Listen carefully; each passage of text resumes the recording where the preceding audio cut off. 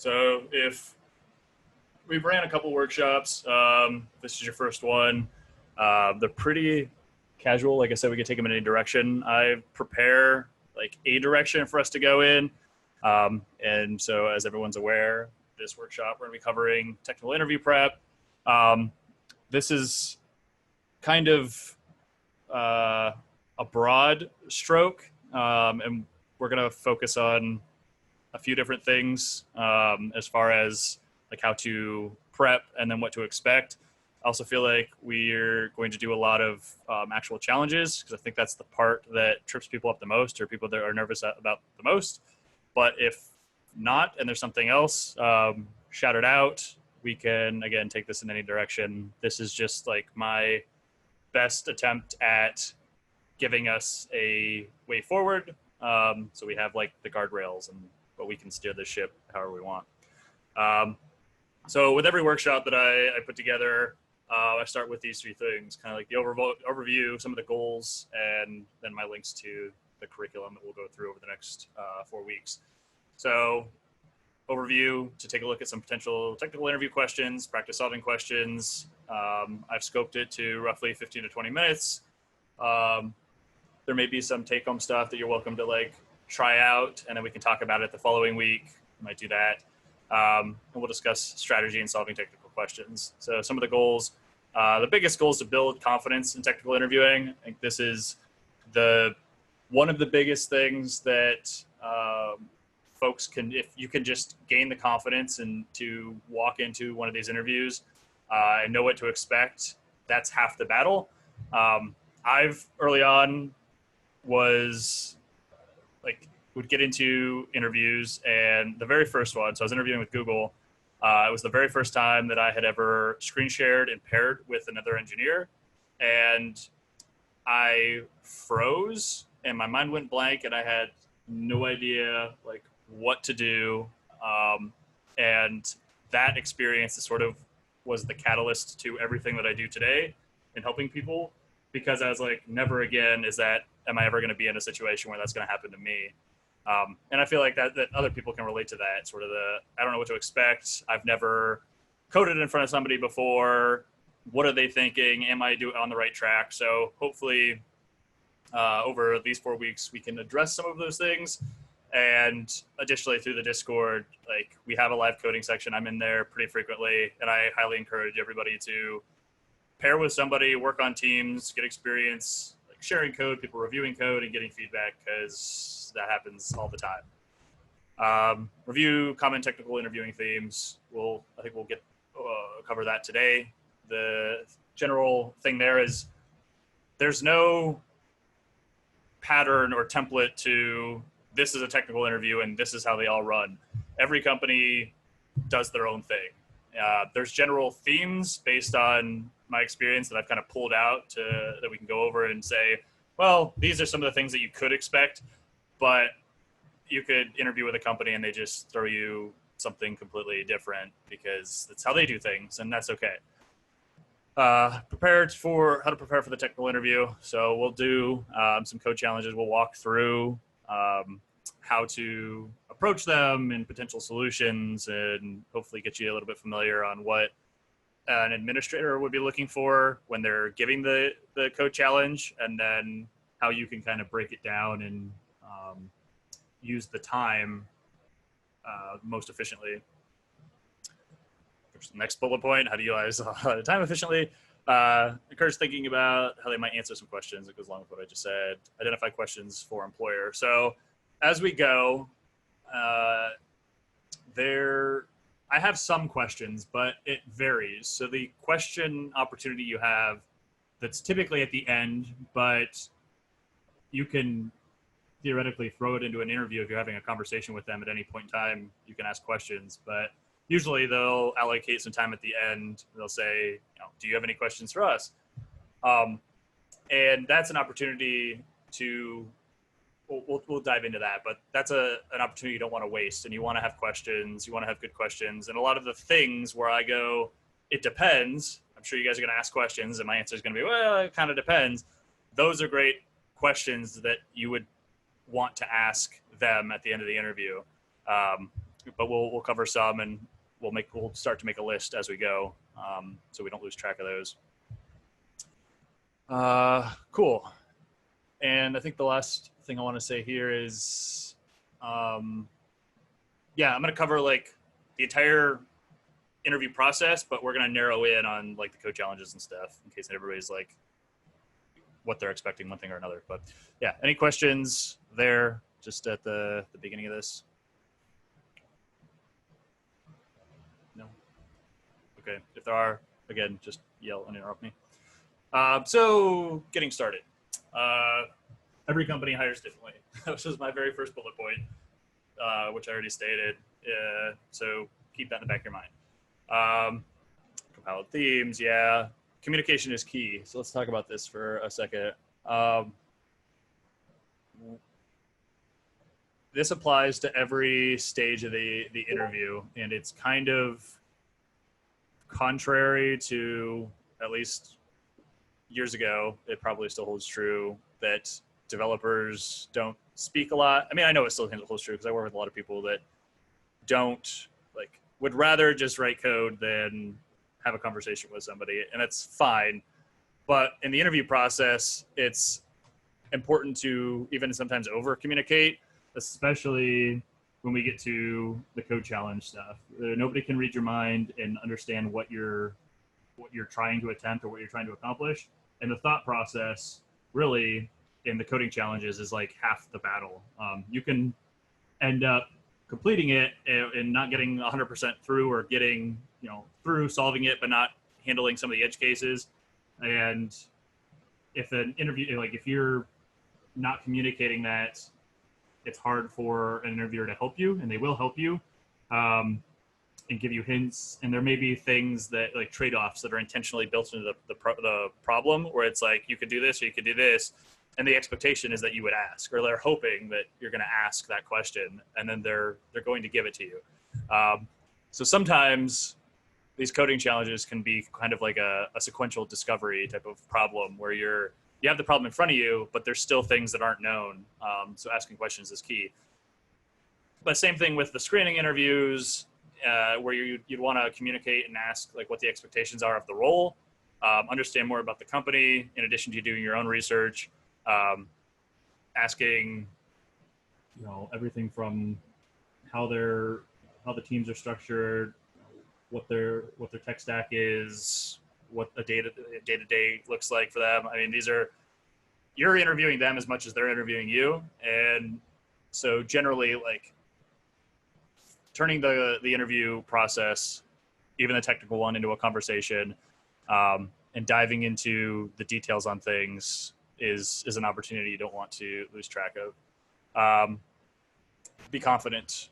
So I mentioned that already. The only way, in kind of like the second bullet or the next bullet point, interviewing as a skill, practice a lot. The only way I think that you actually gain experience in interviewing is to do it a lot. And this is one of the things that I do. I encourage other folks that I work with to do this as well, is to interview frequently and interview soon. So like you folks that are going through boot camps, once you are confident to put yourself out there and just start applying to things, you should start applying to things. If you're thinking about, when should I start applying to the thing, you should start applying to things for a few different reasons. One is you're going to apply to things and people are just going to ghost you and you're not going to get anything back, or you're going to get back thanks but no thanks, we're moving on with somebody else. And don't read too much into those, because generally it could be for any reason. But what was I thinking about? Yeah, generally it could totally lost my train of thought. Yeah, interview often, interview soon, because you're going to apply to a lot of places that are just going to, like, you're not guaranteed. So as many as many applications that you put out there, you're only going to get a fraction of those back with, hey, let's actually set something up. So getting it's kind of like a quantity over quality when it comes to just straight up sending in an application and a resume. Beyond that, when you send out, let's say you send out 100 applications, you get 10 follow-ups where they want to schedule something with you. So you've got a 10% return, which is pretty high. Now that's 10 opportunities to walk through and get experience with the actual interview. And you don't have to necessarily like accept everyone. You don't have to necessarily like go through interviews for only places that you'd want to work at. It sounds kind of a gray area, but again, if the goal is to optimize and gain the most experience and gain the ability to be comfortable and know what to expect, I could sit here for 12 hours and tell you like there's all these things, but until you actually start doing it, it's like you're not going to actually have any of that experience. So apply to things that even might be outside of like what you think.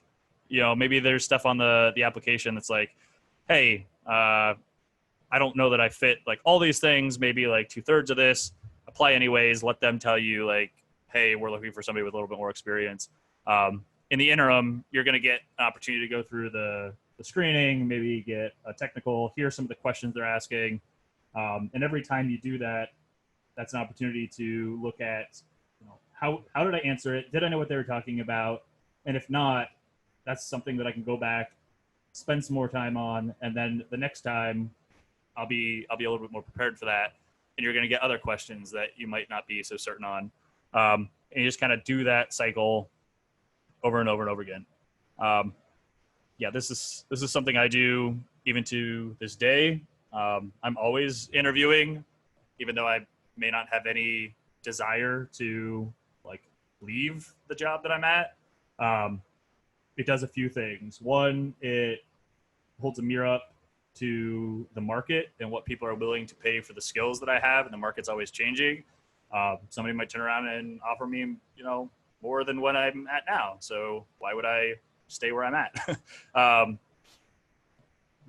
Or it could be a reason to like negotiate for a hire if that's what the market's doing. So you gain that information. You also gain like what is relevant and sort of also that like experience that I just talked about in doing it more often. Because if you get a job, all right, you did some interviews, that one, you stay there for a couple years and you don't gain any additional interview experience, you're starting it all over again in 2 years when you're looking for something new, you're basically starting from nothing. So having that constant flow in the interim, also, if like God forbid something was to happen and the company like went bankrupt and they had to lay everybody off or something, it's a lot easier to jump ship to places that you're already in the process of interviewing than try and start that process from scratch and find people. So you basically keep this constant stream. Again, this is stuff to like worry about down the line. Most folks are just worried about getting their first one. But I think if you start now with that mindset of interview frequently, interview a lot, it will help. So let's dive. Any questions on that? That was kind of a ramble, but we'll dive into like what the actual interview process looks like now. Okay. So generally speaking, you're going to start off with a screening interview. This is, hey, you submitted an application. We got your application. We'd like to set up a call with you. When are you available? Generally, this is done by an HR team or somebody. This is even like if you're going through a recruiter, what the recruiter call is going to be. It's not technical at all. It's just to, like I have there, like make sure you're a human and not a robot. There's somebody at the other end of the phone that you're aware of the position that you're interviewing for. Answer any light questions about the company and what they do. And then usually at the end, they're going to bring up what your salary expectations are so that they can, they'll throw every excuse in the book. Like, oh, we want to make sure that, the expectations are right, or that, we're not wasting our time, or you're not wasting your time, or yada, yada, yada. We can dive further into salary if anybody wants and how to negotiate that, but I'm going to leave that generally out of this portion. The general rule of thumb is don't ever disclose what you're looking for. Make them give it up first, because otherwise you're leaving money on the table. But yeah. Next after that is a potential code challenge screening. So some folks will jump right into the code challenge next, and they use it as like a screening. So they'll send you like HackerRank or something, and they're doing it so that they don't actually waste engineer time sitting down with somebody who they wouldn't think would be a good fit. Personally, I'm not a fan of this, but you deal with it, and it's pretty rampant. I'd say at least 50% of the time, somebody's going to hit you with a code challenge out of the gate. It's going to be online. It's going to be some stupid problem, and they're going to say, hey, go to this website, do this problem. And if you don't satisfy, get high enough of a score, they just drop you. The nice thing, though, is that companies that do that, generally it's downhill from there. They might have a few other, like the soft interview stuff, but usually you're not going to end up with another code challenge. The ones that don't do the code challenge up front are going to move into like the soft interview. And this is I'm calling it a soft interview, but it's a technical interview. It's an interview with somebody that is technical. So it might be one of the engineers or a couple engineers, or opposed to like the HR interview where they're not going to know what you're talking about. This interview is still hey, let's just hang out and get to know one another, ask questions about the company, but you're with somebody more technical. So they're going to ask you a little bit more about your experience, what type of projects you've worked on, where you're able to dive into technical questions. Also, if you have questions about the job specifically, what the day-to-days are, this is the person that is going to be able to answer that. Sometimes it might be the engineering manager for the team that is looking to bring somebody on. They might bring in an actual like senior engineer from the team as well to be a part of that conversation. But that's a good opportunity to really get an idea of what this job is going to look like, and what the day-to-day is, what their stack is, what problems they're solving, and have the technical questions with these guys, because it's really the only time to get those out, because generally the next step after that, after they're like, all right, so we've talked technical, we think that you could be a good fit here from a technical level. We're now going to give you the code challenge. Sometimes the soft interview and the code challenge are tied into one. So they'll spend like half of the time just chatting it up and asking you questions, like stuff off your resume, project you worked on, how that went, what your role was. And then the second half, they'll be like, all right, well, we've got a couple of questions for you. We're going to email them to you. We want you to share your screen and, code these things up. Sometimes they're tied into one, sometimes they're broken up. Once you move beyond that chunk, the last step or steps are usually a culture interview. So for some reason, all these, and maybe other jobs do this as well, but all these tech companies want to make sure you're a good culture fit. So they have, usually at this point, they might bring you on site, or just have a Zoom conference with more people than just the engineering team. And it's also kind of like a chill hangout and say, do you, like I put there, like you're qualified, but do you play well with others? So meet the team, everybody gets a feel. And it is possible. I don't know what it says about you if you miss out on this round, but I have missed out on this round. So I went to New York City for a job that was on site in New York City. I went and interviewed at their place. It was this last round. It was the culture fit. So I'd gone through their code challenge, the whiteboarding exercises, all this stuff, and came on site. And when I got back a few days later, they called and said, nah, they just didn't think it would be a good fit. I think one of their concerns was I'd only ever worked remotely and it was an on-site position. And I think there was just concerns with like, would I want to move to New York City, which I was hesitant about? Would I want to come into an office every day? And like, since I'd only ever worked remote and things like that. So that's my assumption. They could have just like not liked my attitude for some reason, or I could have offended someone. I don't know. Like, it's a toss up. But it is generally you're safe. But I've personally had it. But that's what that stage is for. And then the last one is this is also italicized because it may or may not happen. But some companies will give you an opportunity to speak with leadership from the technical side. It's usually like the CTO or a VP of technology or a director or something like that. Somebody in leadership where you can, again, if you make it to this point, you're pretty much in. This is just a formality and an opportunity for you to like ask questions of like, what is the business going to do in 5 years? Like, what are your goals? Like, how do you see growing this company? Like, what are you looking to, what would you like to see out of engineering? Things like this. I've never missed that once it's gotten to this point. Nor do I know anybody that's like met with final leadership. The leadership's been like, no, we can't hire this person. So if you get here, this is pretty much a done deal. It's just a formality. So I think I saw some chats come in. Let me pull that up. But yeah, this is again, generally speaking, the flow of the interview process for most companies, like none of the FANG companies. So like Google, Facebook, Amazon, Apple, Netflix, their interview process are like 8 different steps. So most people don't do that. This is generally what you're going to see. People are linking Discord. That's the chats. All right, cool. Any questions on that? Because there's a big brain dump on just the entire process. I'm sure people have questions about that.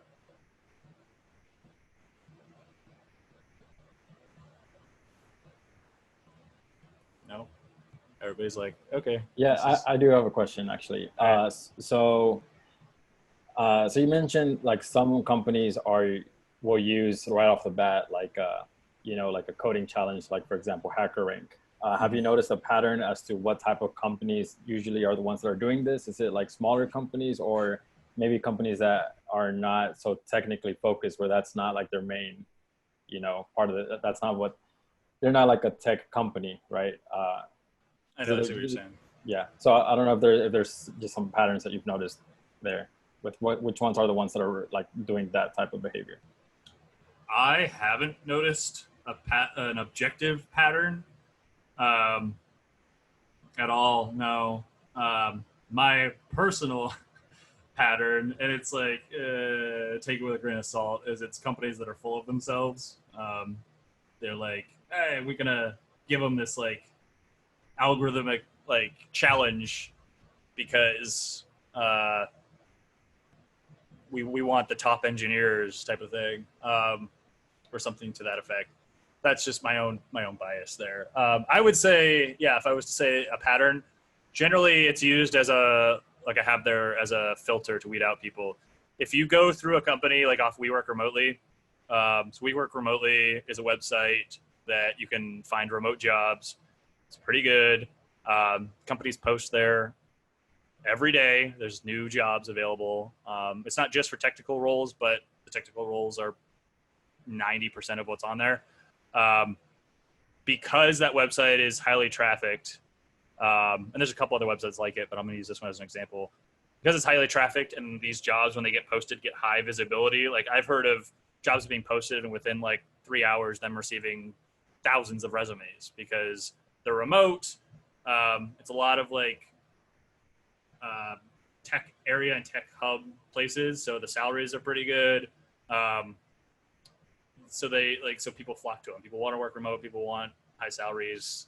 If you can land something off of WeWork, generally like those are going to be a given. So they receive a lot of resumes. So it's easier for them to receive a resume, review it real quick, and then send an email that says, hey, go take this test, and then only actually talk to the ones that pass the test or receive a certain score. And so my criticism of it is sometimes I'd say a lot of the time, the questions that are asked in the HackerRank aren't the types of, doesn't match the level of work that you're going to be doing. So a lot of the HackerRanks, although not all of them, some of them, like they do have like front end development questions and stuff like that. But I've found that a lot of them have been heavy algorithmic data structure type questions, which for some companies, yes, that matters.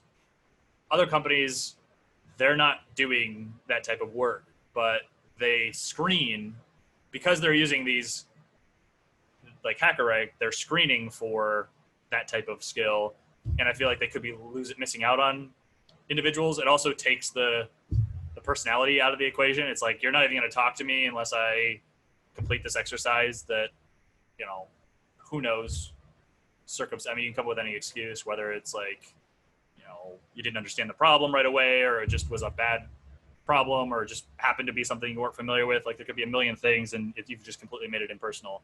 So from like an interviewee stance, I don't like it. From a stance of how the heck am I going to filter through thousands of resumes and I don't want to waste my time, it makes a lot of sense. So it just depends on how you look at it.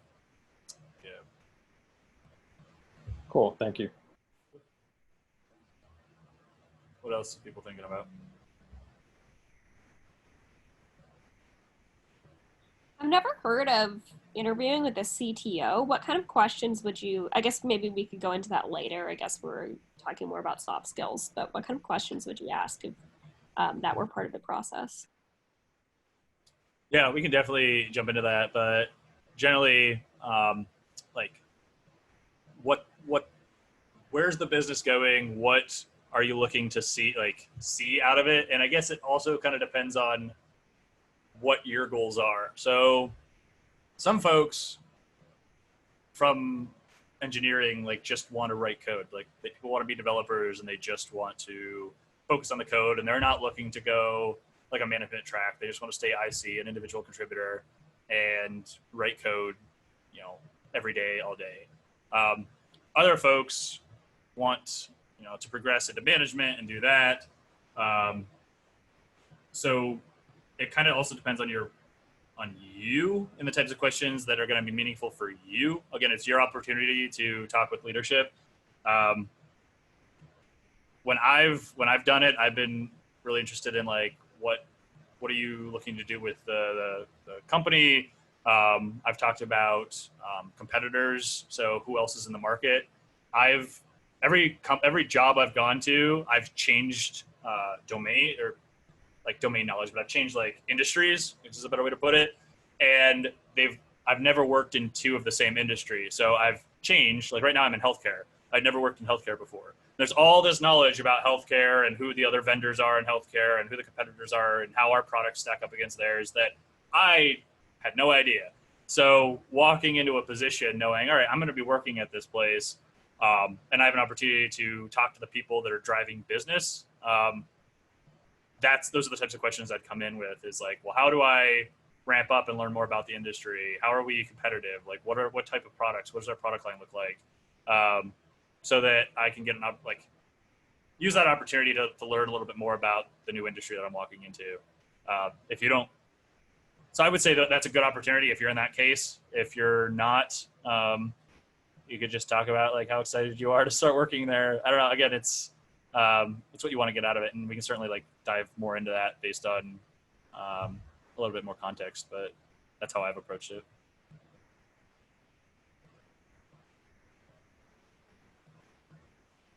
Thank you. Yep. Cool. So yeah, if anybody else has anything, just interrupt me. Types of technical interviews. So on this chart breakdown here of the interview process, these two are what this workshop we're going to start honing in on for the next half hour and then the next 3 weeks. But of course we can touch on any of the other ones that you want, but the goal is to hone it on these two. So the types of technical interviews, your traditional whiteboard interviews that most people are familiar with. If you're not familiar with, it can be a real actual whiteboard. Sometimes if it's virtual and it's over Zoom, it might be a digital whiteboard. I guess it's still an equivalent of a whiteboard, but a drawn thing. Usually it's in person. I think I've only ever done one, maybe two virtual whiteboards. Usually they use one of the other ones if it's virtual. But if you do an on-site, they might hit you with one of these. And the goal is like draw out, solve problems on a whiteboard, demonstrate data structure, system design, data modeling. So you might get questions like, all right, we're going to have like a website, and the website's going to have users, and how would you organize your application to serve like the homepage and like log people in? Like, I guess would be a better example. Like, how would you build a user login system for this website, and what would that look like? So draw it out. So you can imagine like you'd like have a box for, all right, this is the website, like the front page of the website. Somebody's going to click this button, draw an arrow. That's going to go to, it's going to be picked up by some file on the back end, which is going to make a call to a database. And you're basically just drawing all these components out and talking about it as you go, and say, all right, well, a question that I might ask is, all right, well, where does authentication happen? Like, where in your graph are you going to do the actual like authentication? And then how's your data going to be modeled? So you said we have this database. What do the tables look like? Okay, so you're gonna have a users table. Well, what are the columns in that users table? How are you? All right, you're gonna have username, password. You're gonna have email, password, like is active will be a Boolean. All right, how are you gonna store the passwords type of thing? So it becomes this kind of gradual, like you start on a whiteboard, you draw some things in this context of a problem that they gave you, you draw it out, and they dive into like each part's on the whiteboard. And that's kind of how that progresses and the type of questions you're going to get there. Another way they might take is live coding challenge, which we've kind of talked about. So you have an allocated amount of time to solve some challenge that they give you. There may be more than one. So sometimes they're like, oh, we've got 3 problems for you. There's going to be 15 minutes each for this 45-minute interview. Do you have any questions to begin with? If not, all right, we're going to jump into it. It's a screen share.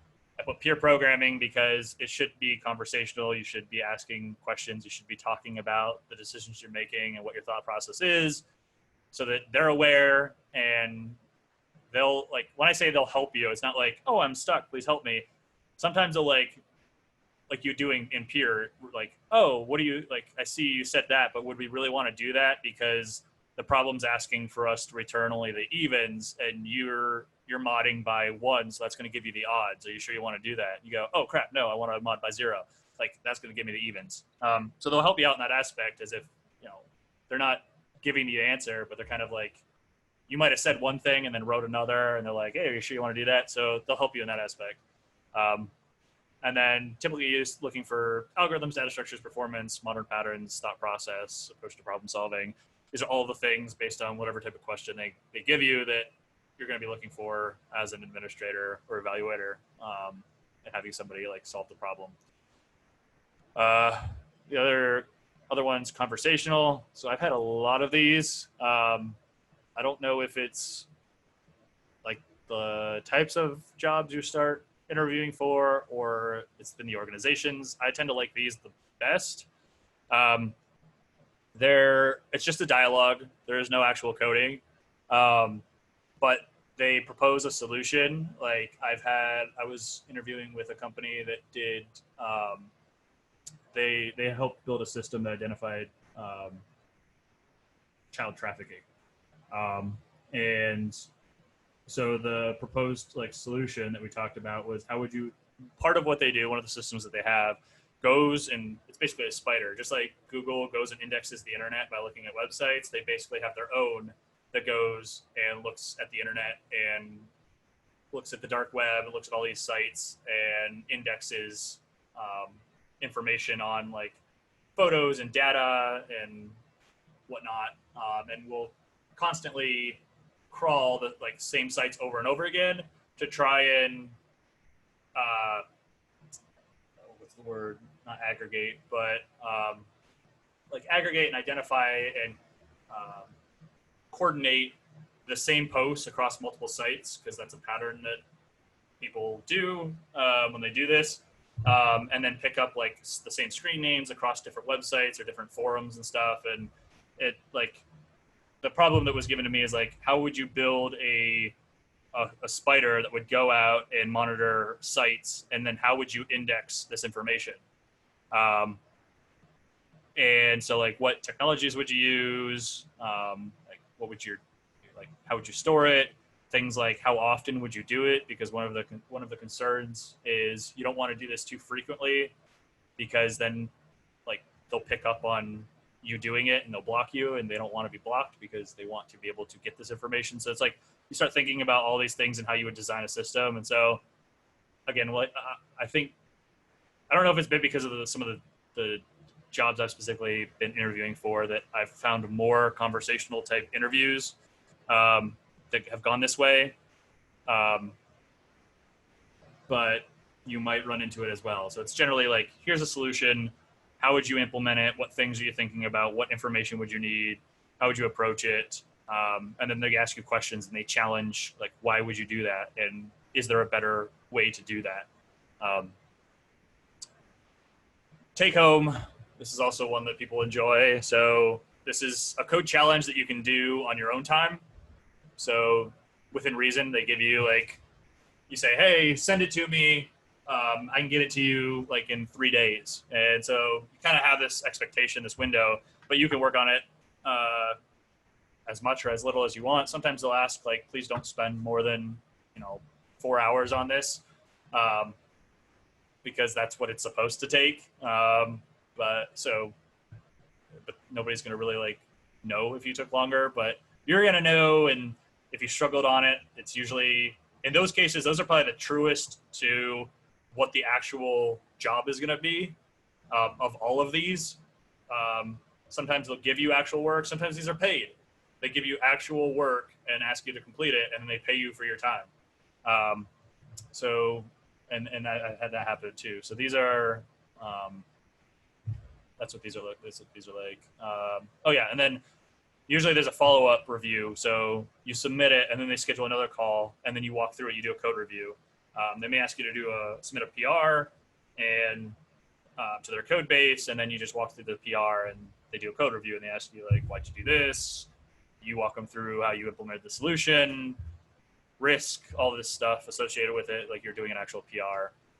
That's why I say that's like both the work and what you're doing, as well as the PR and the review process, is the closest of all of these, I feel, to what the job is actually going to look like. Not as many companies take this approach. It's rare. I'd say it's like semi-rare, and it's even more rare that they actually pay you, but some do. General experience. So this is like the soft interview that I listed. It's just a battery of questions to gauge your experience and knowledge about general programming concepts. So it's just a Q&A. Like they ask you questions, you give them answers, and they just move on from one to one to one to one to one. And that's a lot of like the soft interview stuff.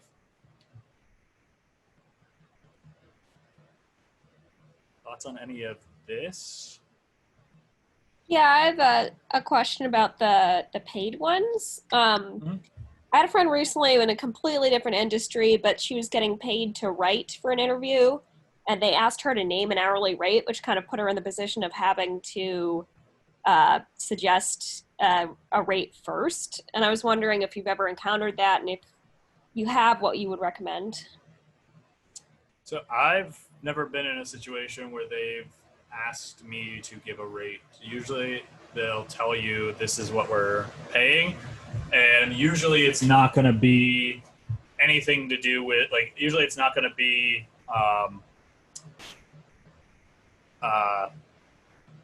what you would be making for the job, or anything that is like super, it'll be respectable, not like cheap, but it's not like the rate that you'd be earning in the actual job.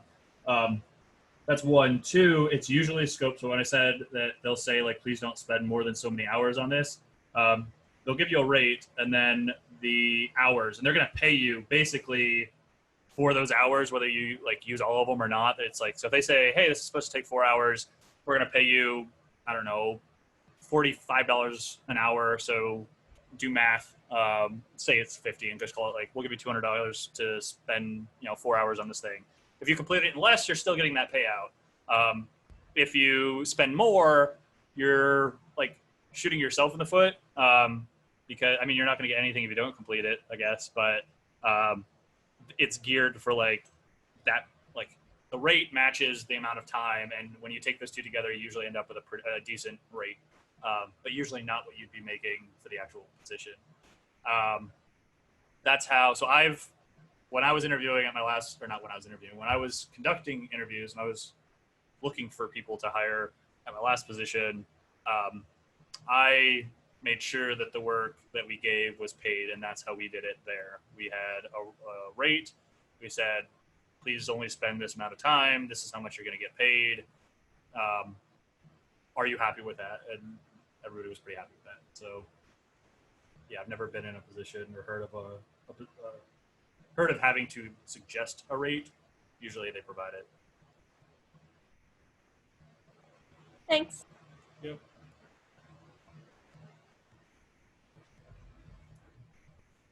What else?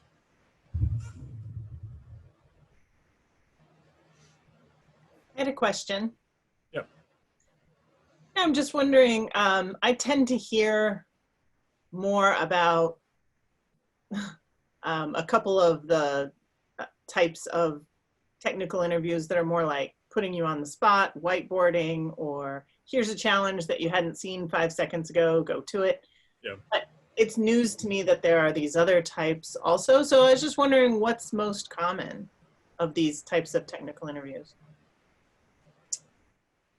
I'd say what's most common is they're going to give you a coding challenge of some sort. Some of them are on the spots. I'd say like 75. So it's a majority, but there's room. I've had it happen enough times that it's not an overwhelming majority in my experience, but I'd say like 75% is going to be some sort of what you described, like here's a coding challenge. Like I said, the take homes are few and far between.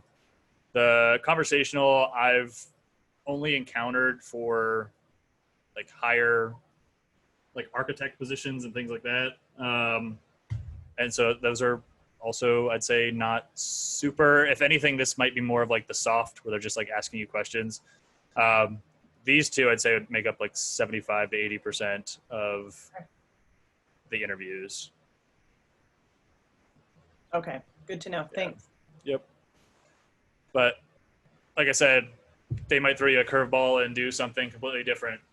It's a good question to ask right out of the gate with that first screening interview what the process is going to look like. And so you have an idea of which of these they're going to do. They'll know right off the bat if they have like a take home and they compensate for it. If they don't mention compensating it, you can always ask, do you compensate for the take homes? And some of them do, some of them don't. So they'll know from that first interview what the process looks like. It'll also allow you to prepare a little bit and know what to expect as the interview goes on. So I'd recommend doing that. Cool. So let's see, what do we want to do next? Based on how much time we have,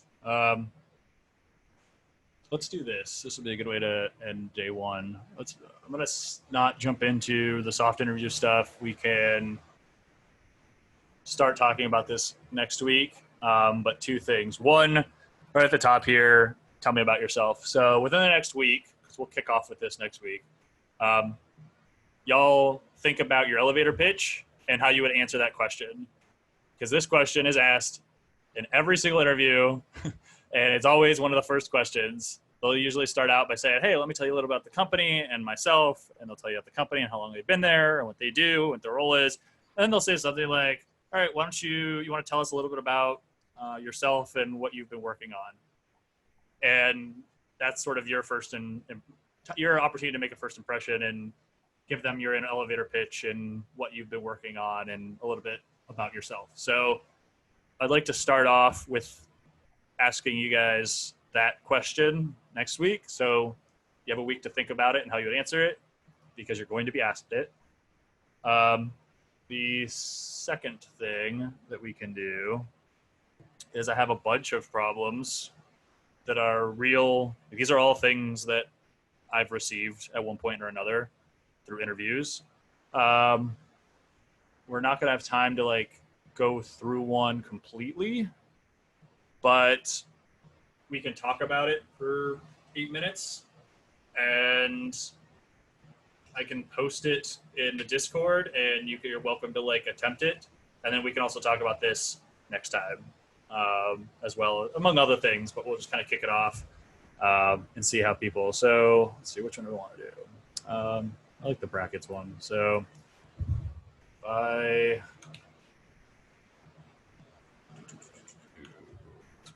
notepad, so it's not like it's showing up.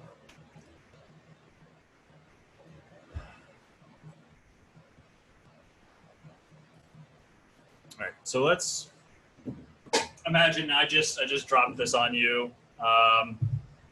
It's your first time seeing it. So my question is going to be, read this, ask me if you have any questions. So as long as everybody can read it, and ask me any questions. We're not going to implement it, but let's make sure everybody understands it, and then we'll talk a bit for a few minutes on how we might go about implementing it.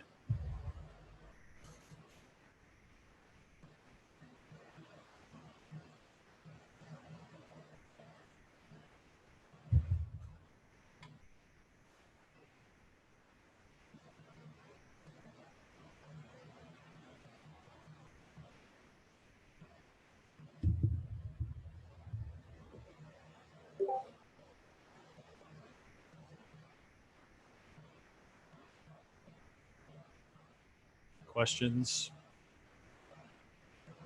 Everybody feel like they understand what the question is asking?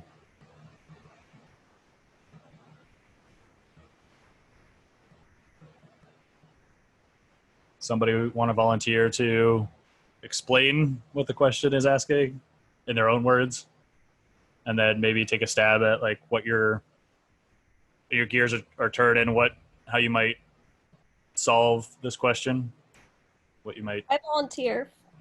Okay, go for it. Yeah, so basically you're counting the number of parentheses in the, I mean, this would be nice while I was coding in JavaScript, but you're counting the number of parentheses you've got.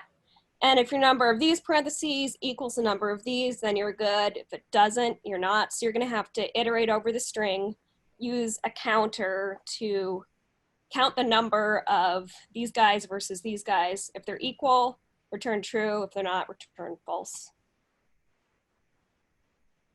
Okay. That would be my approach.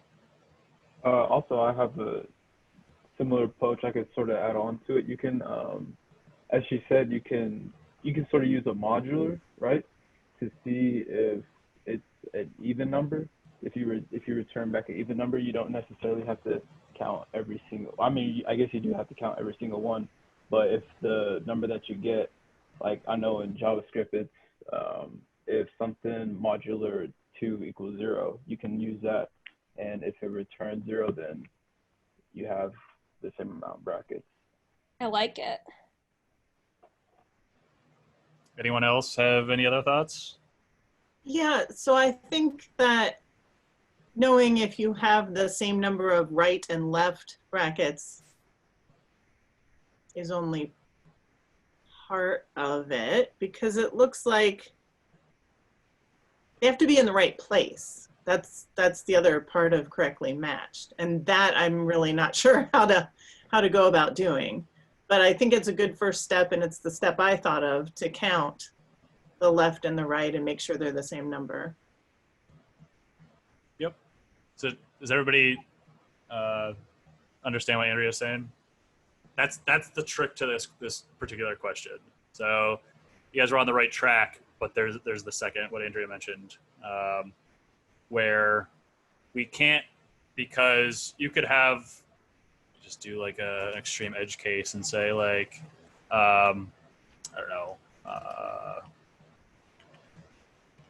like that, there's 2 of each, but they don't match. Like there's no opening one for the far left too, and there's no closing one for the far right too. So this would be invalid. We'd want like this would be valid because these two match, then the outer ones match. So thoughts on, so we know we could count them and that might play a role. Anyone have any thoughts on how to ensure that when we're going through, we're going through this string and we encounter an opening one, a bunch of junk, So another opening one. So I think I think a way to do it, I'm not sure it's correct. You would find where that first closing parentheses is. So the one that's closing parentheses. And you want to make sure that the one to the left of it is a opening parentheses. So if ever you come across a situation where the first closing parentheses you see and to the left of it is a closing parentheses, then that's not a matching bracket, I think. How would that work with like the last two closing parentheses right next to each other? Right.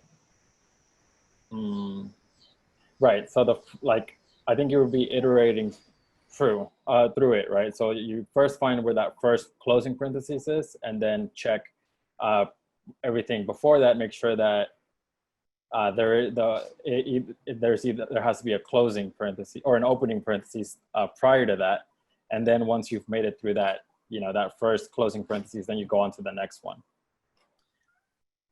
So this is just an example string though. Oh yeah, okay. So if it's the first, yeah, okay, I see.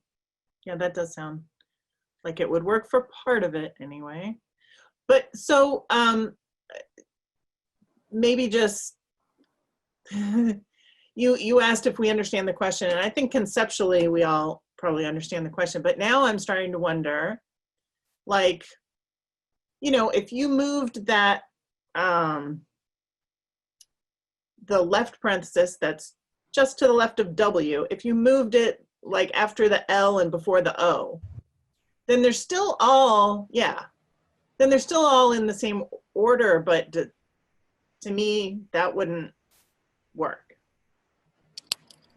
So are we testing for that kind of thing, or just the order of, the lefts and the right parentheses? This one wouldn't, like this whole string wouldn't work because there's no closing brace for this. Right. But if we were to remove that, this would work because we're not, like the letters are noise. We don't really care about those. Okay. So if you were to remove those and look at it as just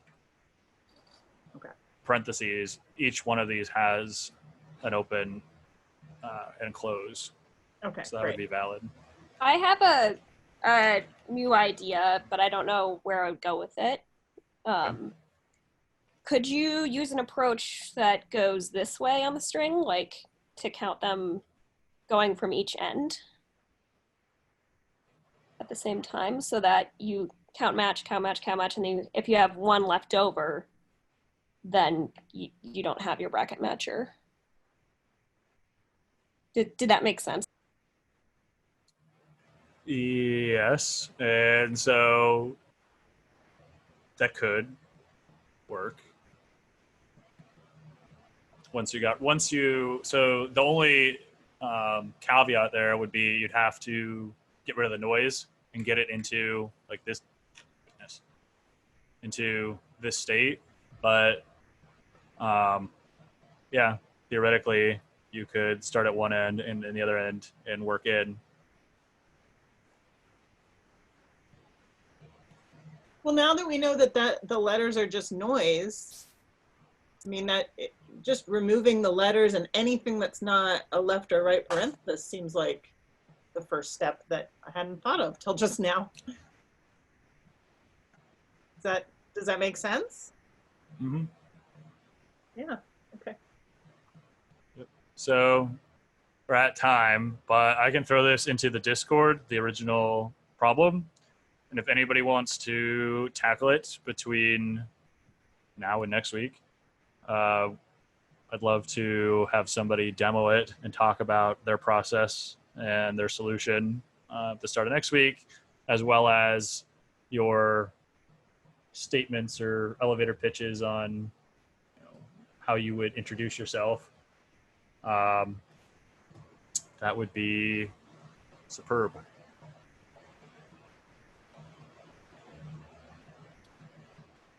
Do we just choose whatever language we want to work in? Yeah, I guess that's one thing I didn't toss in, is that generally you can solve these things in whatever language you're most comfortable with, and rarely, sometimes they'll ask if the company uses a particular language. They might, but usually it's open to whatever language. So, for example, JavaScript is my test language. It is the language that I 99% of the time I'm going to use because it's the most forgiving. You can do pretty much whatever with it. Although I've written a lot of system stuff and a lot of typed languages where you'd have to, I want an integer or I want an array that has integers in it, and I have to specify the size at its instantiation, and then I have to blah, blah, blah, blah, blah. Like there's all this overhead that slows down my productivity when I'm solving stuff. In JavaScript, you just define an array and add stuff to it. You don't have to give it a size or a type or anything like that. So, but whatever language you're the most comfortable with and feel like you can, pull it out of your utility belt and know where all the special functions and nuances and stuff are, use that as your language of choice and get really good at it. And then you'll start to develop these like shorthands and nifty things that every time you do one of these coding challenges, you keep doing the same thing because you're like, oh, I know how to do that. And I just do it in this language, and you've done it enough time for these things that you just do it without thinking. So yeah, but you're free to solve these things in whatever language that you want. Yeah. Any last questions before we go? Did I get all the chat stuff? Yeah. Cool. If you have any questions while trying to solve this stuff, you can ask. I'm not gonna throw you out on your own and say solve it. If you have questions, you can ping me in Discord. I'm happy to help. So, all right, this has been awesome. We'll pick it up there next time. Awesome. Thank you, Paul. Evening. Thanks a lot. See ya.